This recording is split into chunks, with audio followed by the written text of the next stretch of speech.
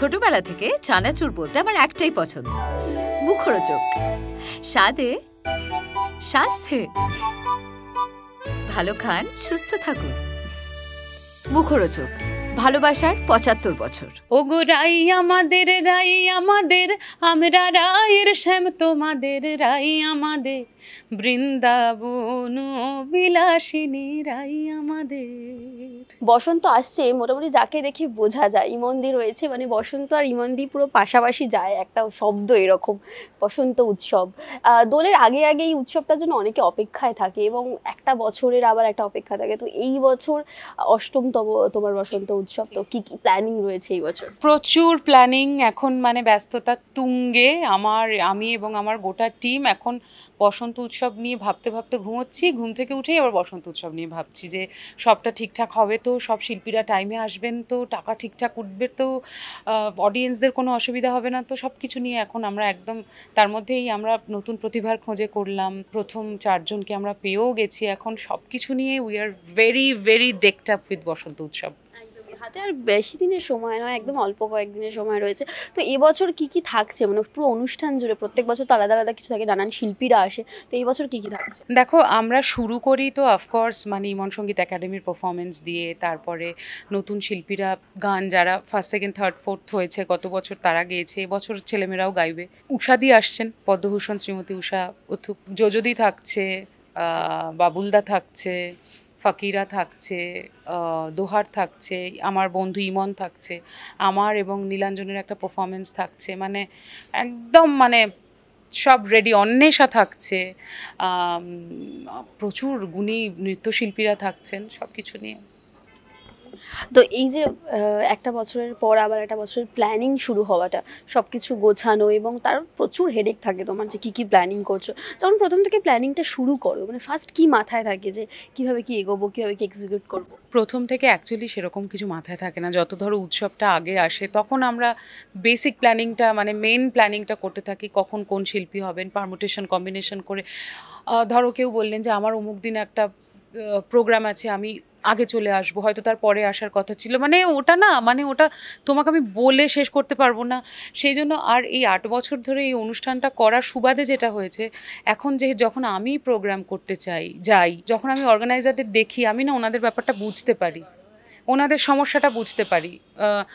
ঠিক সময়ে খাবার না আসলে লোকজন কত কিছু বলে, চা নেই, জল নেই, এই নেই সেই নেই, কিন্তু আমি এখন বুঝি, মানে এখন যেহেতু নিজের প্রোডাকশনটা আছে সেই জন্য আমি বুঝি যে এটা খুব ডিফিকাল্ট। সেই জন্য আমি এখন অনেক ঠান্ডা হয়েছি, ওনাদের দিকটাও বোঝার চেষ্টা করি, একজন অর্গানাইজার হিসেবেও নিজেকে সেই জায়গায় বসিয়ে আমি দেখতে পারি। তো হ্যাঁ, অনেকগুলো অ্যাসপেক্ট খুলে যায়, অনেকগুলো দিক শিখতে পেরেছি এই উৎসবের জন্য। কিন্তু এই বসন্তের রঙে কতগুলো রঙিন মানুষকে তুমি চিনলে, যারা বসন্তের রং ছাড়াও এমনিতেও রঙিন? প্রচুর। প্রথম কথা তো উষাদির কথা বলতে হবে। দেখো, বয়সটা যে একটা নাম্বার সেটা উষাদিকে দেখলে বোঝা যায়। মানে ওনার কি বলবো, ওনার ভেতরের উৎফুল্লতার মধ্যে কোনো খামতি নেই, একদম এক। ওই আমার ৩৪ বছর বয়সে যা আছে ওনার ওই ৭০-৭২-এ একই আছে, আমার চেয়ে বেশি আছে। তো এই যে না থামা, এই যে কোনো অনুষ্ঠানকে ছোট করে না দেখা, আবার উল্টো দিকে এরকম অনেক শিল্পীরাও আছেন যারা আসবে বলে আসেন না। হ্যাঁ হ্যাঁ আসবো দিয়ে ছবি পোস্টারে চলে গেল, কিন্তু এলেন না, কারণ ওটা লিলুয়াতে হয়, যেতে অসুবিধা। আমি মানছি সব, তাহলে নাই বলতে পারেন, যে প্রথমেই না বলতে পারেন, হ্যাঁ বলে না বলার তো কোনো দরকার নেই। এরকম অনেকে আছেন, কিন্তু পাশে থাকার সংখ্যাটা অনেক বেশি, দাঁড়িপাল্লাটা এদিকটা অনেকটা ভারী। সেই জন্য আমি সাহসটা পাই, কারণ সত্যি কথা বলতে কি, আমার অডিয়েন্স এবং আমার শিল্পীরা না থাকলে উৎসবের তো কোনো মানে নেই। সেই জন্য এই দুই তরফকেই আমি ভীষণভাবে পাই বলে আমি সাহস পাই অনুষ্ঠানটা করতে। হ্যাঁ, তুমি যেটা বললে যে অনেকে আসবে বলেও আসে না, কিন্তু এই যে লিলুয়ায় করা অনেকটা দূরত্ব, তোমার কখনো মনে হয়েছে যে জায়গা চেঞ্জ করার কথা, নাকি এক লিলুয়া থেকে প্রথমভাবে দেখেছি, কারণ লিলুয়া তোমার মানে কি বলবো নিজের জায়গা, তো সেইটা কখনো মাথায় এসছে তোমার? মাথায় এসছে। ইনফ্যাক্ট আমার মনে হয় যে অদূর ভবিষ্যতে আমাকে হয়তো এটাকে শিফট করতেই হবে, কোনো উপায় নেই। কারণ কি জানো, অনলাইনে আমাদের এবছর এত টিকিট বিক্রি হয়েছে, কিন্তু প্রত্যেকেরই একই বক্তব্য যে আমরা কিভাবে ফিরবো, কারণ অনুষ্ঠানটা তো 12টা অবধি চলে। সবাই তো আর নিজের গাড়ি নিয়ে যেতে পারেন না, তো পাবলিক ট্রান্সপোর্ট বন্ধ হয়ে যায়। হ্যাঁ, একটা অসুবিধার জায়গা তো থাকেই, প্লাস আমাদের স্পন্সর পেতেও খানিকটা বেগ পেতে হয়। যতদিন পারবো করব ওখানে, তারপর যখন দেখবো যে মাথার ওপর দিয়ে জল চলে গেছে তখন হয়তো আনফর্চুনেটলি আমাকে সরিয়ে আনতেই হবে, কারণ আমার কাছে উৎসবটা প্রায়োরিটি। আমি এই উৎসবটা আমার মায়ের জন্যে করি, আমার মায়ের স্মৃতির উদ্দেশ্যে করি। আমি যাতে এটা করে যেতে পারি আগামীতেও, সেইটা আমাদের এবং আমার টিমের এটা বেসিক মন্ত্র যে we have to do this concert আমার মায়ের স্মৃতির উদ্দেশ্যে। তো সেই জন্য এখানে করি, কলকাতায় করি, বম্বেতে করি, ব্যাঙ্গালোরে করি, যেখানেই করি করব, উৎসবটা হবে, দ্যাট ইজ দ্য প্রায়োরিটি। আচ্ছা মানে কি কি অভিজ্ঞতা হলো এই 8 বছরে উৎসব করতে এসে? বাবা, আমি একটা বই লিখবো বসন্ত উৎসবের অভিজ্ঞতা নিয়ে, আমি একটা বই লিখবো। প্রথম বছর বৃষ্টি, তোমার কোনো আইডিয়া নেই। এখানে যারা পুরনো আমার বন্ধুবান্ধবরা আছে সাংবাদিক, ওরা জানে, ওরা মগে করে জল ফেলেছে মাঠ থেকে, বুঝতে পারছো? মানে এত বৃষ্টি হচ্ছে, এবং বৃষ্টি হতে হতে তোমার এলইডির যেই তারটা আছে ওখানটায় না স্পার্ক করছে, মানে শর্ট হয়ে গেছে ওই জায়গাটা, যে কেউ মারা যেতে পারছে, একদম ইলেকট্রিকের শকে মারা যেতে পারতো।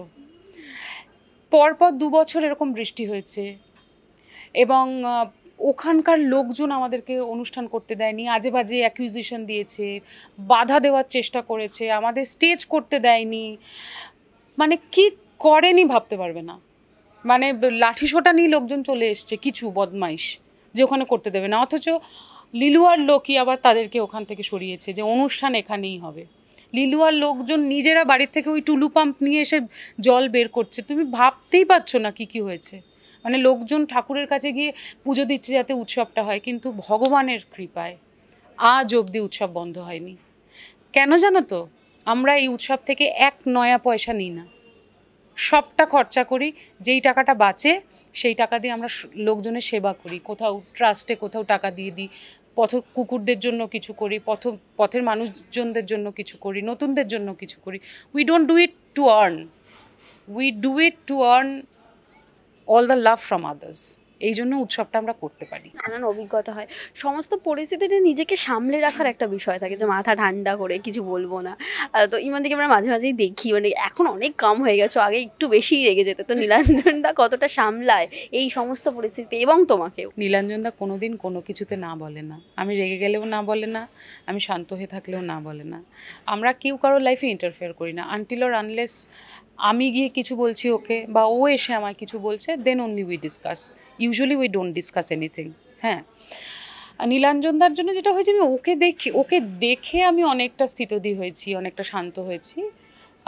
প্লাস দেখো, একটা অভিজ্ঞতা থাকে, আমি জানি এই পরিস্থিতিতে এখন আমি সুন্দর করে হ্যান্ডেল করে নিতে পারবো, অ্যাজিটেশনটা কমে গেছে। আর বয়সেরও একটা ব্যাপার আছে, যত তোমার বয়স বাড়বে তুমি তত অন্তর্মুখী হতে থাকবে, তুমি তত তোমার বোধ বুদ্ধির জায়গাগুলো খুলতে থাকবে, পোর্সগুলো ওপেন হবে। তো 10 বছর তো হলো ইন্ডাস্ট্রিতে থেকে থেকে, তো শিখছি। হ্যাঁ, বসন্ত, প্রেম এবং ইমন তোমার কাছে? বসন্ত, প্রেম, বসন্ত আমার তো গরমকালেও প্রেম থাকে, বর্ষাকালেও প্রেম থাকে। আমি খুব প্রেমিক একজন মানুষ। শুধু বসন্ততে আমার জীবনে প্রেম আসে না, তো বসন্তের ওয়েদারটা খুব সুন্দর হয়ে যায়, তো সেই জন্য প্রেম প্রেম ভাব হয়। কিন্তু হ্যাঁ, ইমন আদ্যপান্ত একজন প্রেমিক মানুষ, তার জন্য শুধু বসন্তের জন্য ইমন অপেক্ষা করে থাকে না। আর যদি একজন অসাধারণ লাইফ পার্টনার থাকে তাহলে তো প্রেমে থাকতেই হবে, কারণ সে তো প্রেম দেয়, শুধু তো আমি একা দিই না। সেই জন্য টাচউড ভরে থাকি প্রেমে। সম্প্রতি তো বিবাহবার্ষিকী গেল, তো নীলাঞ্জনদা আসার পর এবং নীলাঞ্জনদা আসার আগে তোমার জীবন কতটা বদলেছে? ওই যে আমি একটু শান্ত হয়েছি, আমি মিউজিকটাকে অন্যভাবে দেখতে শিখেছি, আমি মিউজিকটাকে শুধুমাত্র এখন প্রফেশন হিসেবে দেখি না, ওটা আমার মানে আমার একটা ভালোবাসার জায়গা, আমার এন্টিটি, আমার এক্সিস্টেন্স। তো সেই জন্য সেটা নীলাঞ্জনদা অনেকটা শিখিয়ে দিয়েছে। আচ্ছা, যখন তোমাদের একসাথে পারফরমেন্স হয় এই উৎসবে, তার আগে তোমরা মানে বাড়িতে মানে টেনশন তো একটা থাকে যে কীভাবে কি এক্সিকিউট করবো, তো সেই সময়টা একটু বলো যে কতটা কি প্র্যাকটিস থাকে, কীভাবে কি এক্সিকিউট? ওখানে আমার প্র্যাকটিস বলতে, আচ্ছা ওই টাকাটা ঢুকেছে, আচ্ছা আর্টিস্টদেরকে বলা হয়েছে, আচ্ছা প্রদীপটা লাগানো হয়েছে, আচ্ছা অমুকটা হয়েছে, তুষুকটা চেয়ারগুলো পাতা হয়েছে, মানে এই হয় আর কি। তখন স্টেজ ঠিক আছে কিনা, এলইডি ঠিক আছে কিনা, এটা হয়। তখন আমি পারফর্মার নই, আমি অর্গানাইজার। তো সেই জন্য ওই একদম প্রপার আর আমি যেই কাজটা করি আমি খুব মাইনিউটলি করি, আমি খুব মন দিয়ে করি। কিভাবে যেন একজন অর্গানাইজার হয়ে গেছি আর কি, মানে কিভাবে একটা বসন্ত উৎসব নেমে যায় আমি জানি না। মানে তখন আমি একটা অন্য মানুষ, তুমি যদি কখনো গিয়ে থাকো তুমি দেখবে আমি তখন একটা একদম কমপ্লিটলি অন্য মানুষ। তখন আমি ওই শুধু সিঙ্গার নই। তারপর যখন আবার গান করতে হয়, কেউ জোর করে 2 লাইন গেয়ে দিই আর কি, তখন আবার সিঙ্গার হয়ে যাই। আবার নেমে আচ্ছা অমুক আর্টিস্ট ঢুকেছে, উনি চা পেয়েছেন, উনি হয়েছেন, মানে ওই ব্যাপারগুলো তখন চলে আসে আর কি। এই যে আমরা যে রঙের কথা বলছিলাম, তো এখানে তো নানান রং রয়েছে। রং মেখে থাকা মানুষ দেখেছো এই 10 বছরের ইন্ডাস্ট্রিতে, যারা তোমার সামনে এসছে? মানে তুমি বলছো বসন্তের রং নয়, এমনি মানে যারা গিরগিটির মতো রং পাল্টায়? হ্যাঁ দেখেছি, কিন্তু ভালো যারা পাল্টায় না তাদের সংখ্যাটা অনেক বেশি, এবং লাকিলি তাদের সঙ্গেই কাজ করার সুযোগ হয়। খুব একটা নেগেটিভ লোকজনের কাছে ধারে কাছে আমি ঘেঁষতে পারি না, মানে কি যেন একটা ব্যারিয়ার হয়ে যায়, কি যেন একটা আটকে যায়, তারপরে আর আমি বুঝতে পারি তারাও আমার কাছে আসেন না। বা দেখো আমিও হয়তো কারোর কাছে একটা নেগেটিভ মানুষ হতেই পারে, আমি কেন অন্যকে খারাপ কথা বলবো? আমার মধ্যে অনেক নেগেটিভিটি আছে, হয়তো সেটা তাদের খারাপ লেগে যায়, হতেই পারে। তো সেই জন্য যাদের সঙ্গে মানে ওই ভাইবটা জেল করে না, আমি থাকি না। সেটা নেগেটিভ পজিটিভের দিকে আমি যাচ্ছি না, তাদের সঙ্গে আমি থাকি না, I don't talk to them and they also don't talk to me. It is as simple as that. But যাদের সঙ্গে আমি কাজ করি, যারা আমাকে ডাকেন, তারা অবশ্যই ভালোবেসে এবং আমাকে সম্মান করে ডাকেন। তো সেই জন্য আমি ওই দিকটা নিয়ে আর ভাবতে চাই না। আমরা অনেক সময় দেখি শিল্পীদের সাথে মঞ্চে নানান রকম ঘটনা ঘটে, এবং তুমি নিজেও 1-2বার সম্মুখীন হয়েছো। তো এই যে দিনের পর দিন তারা শো করতে যাচ্ছে, কিন্তু নানান অভিজ্ঞতার সম্মুখীন হচ্ছে, তো এটা কি বলবে এটা নিয়ে তুমি, যে কোথাও মানে এই সমস্যাটা কোথা থেকে হচ্ছে? এগুলো তো ফ্রাস্ট্রেটেড লোকজন করেন আর কি। এই কয়েকদিন আগে দেখলাম সোনুজির প্রোগ্রামেও একটা সাংঘাতিক খারাপ হাত পা ধরে টেনেছে, অরিজিতের প্রোগ্রামে হাত ধরে টেনেছে। আমার সঙ্গে যেটা কৃষ্ণনগরে যে ঘটনাটা ঘটেছিল, সেটা তো একদম কমপ্লিটলি আনএক্সপেক্টেড একটা ব্যাপার স্যাপার। অনেকের সঙ্গেই হয়েছে, বেশিরভাগ মেয়েদের সঙ্গে হয়, মহিলা শিল্পীদের সঙ্গে হয়, কারণ সফট কর্নার তো বলতে সুবিধা হয়, চরিত্রে দাগ লাগিয়ে দেওয়াটা খুব ইজিয়ার হয়। শুধু শিল্পী বলে না, যে কোনো প্রফেশনে, তোমাদের প্রফেশনে একটা কোনো আইটি সেক্টরে কেউ ডাক্তার, সকলের সঙ্গেই এটা হয়। মেয়েদের টার্গেট করাটা অনেক ইজি, সেই জন্য লোকে করে থাকেন সেই টার্গেটটা। কিন্তু এখন কিন্তু সময়টা অনেক পাল্টেছে, এখন ব্যাপারটা অনেক কমেছে, এবং আমার বিশ্বাস আগামী দিনে কমবে।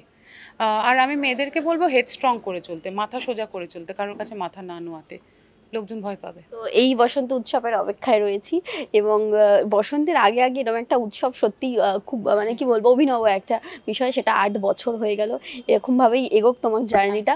আর এখানে নানান রং রয়েছে, তো যদি বলি যে নীলাঞ্জন দাকে প্রথম কোন রংটা তুমি প্রেফার করবে যে গালে লাগিয়ে দেওয়ার জন্য? এই যে নীল নীল হবে, হ্যাঁ নীল নীল নীল রংটাই প্রথম দেবে? একদম, নীল রং ছিল ভীষণ প্রিয়, এই নীল রংটা আমি নীলাঞ্জন দাকে দেবো। আর সব রঙে একটু চাপ আছে, হয় নীল আর নয় হলুদ, সাদা নেই তো। তো ভালো, কি জানি বাবা, পিঙ্কটা আমি ওই দিকেই যাব না, ওই দিকেই আমি ওই জোনটাতেই নেই, আমি নীল এবং হলুদে আছি। সব রং ছেড়ে আমরা বসন্তের রঙেই থাকি, এবং শেষ করব তোমার একটা গান, কারণ তুমি পাশে আছো, একটা গান ছাড়া শেষ হয় না। তাই? আচ্ছা। বৃন্দাবন বিলাসিনী রাই আমাদের, বৃন্দাবন বিলাসিনী রাই আমাদের, ওগো রাই আমাদের, রাই আমাদের, আমরা রায়ের শ্যাম তোমাদের, রাই আমাদের, বৃন্দাবন বিলাসিনী রাই আমাদের, বৃন্দাবন বিলাসিনী রাই আমাদের।